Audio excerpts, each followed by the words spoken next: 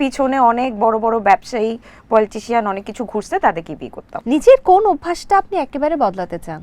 Burger খাওয়া? না, দাঁত দিয়ে নখ কাটা।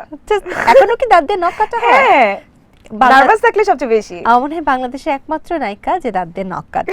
না না, আরো আছে। আরো আছে? নাম ফাঁস করে দিবেন নাকি? না না, থাক থাক সেই কথা। প্রেমে পড়লে আপনি কেমন মানুষ হয়ে যান? প্রেমিক। প্রেমিক। সো প্রেম নিয়ে একটু জানি।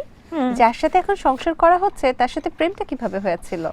এইটা তো আমি মনে হয় তোমাকে ইন্টারভিউতে বলে দিছি। আবার বলে দেন, কোনো সমস্যা নাই। বিয়ের পর তো আরো বেশি বেশি বলতে ইচ্ছে করে।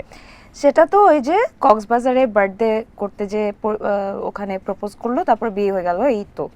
এত সিম্পলে হয় না, আরো কাহিনী আছে। সত্যি এত সিম্পল। আচ্ছা, অনেকে এরকম কি মনে করে যে ছেলে খুব বড় প্রতিষ্ঠানে চাকরি করে দেখে প্রিয়ন্তী উর্বি তাকে ফাঁসিয়ে দিয়েছে? না, এটা মনে করার কোনো কারণই নাই, ফাঁসাফাঁসির কোনো উপায় নাই।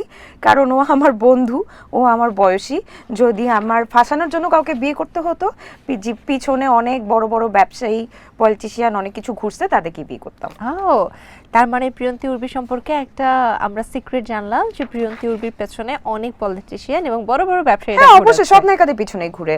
এখন এটা নায়িকাদের ব্যাপার, কে কার সাথে কিভাবে থাকতে চায়। ওকে, কোনো কিছু আমরা ফাঁস আজ আশা করছি না, অন্য কখনো এটা নিশ্চয়ই আশা করব। বেচারার মুডটা আজ খুব ভালো। তারপর কি ছোট করে দু একজনকে এক্সপোজ করা যায় নাকি? আমি তো জানি না কে, কিন্তু আছে না কিছু মানুষের ছবি। ধরেন একটা মানুষ, সে কোনো কাজই করে নাই, যার এক বছরের কোনো কাজ দেখি নাই, কিন্তু সে 2টা গাড়ি কিনে ফেললো।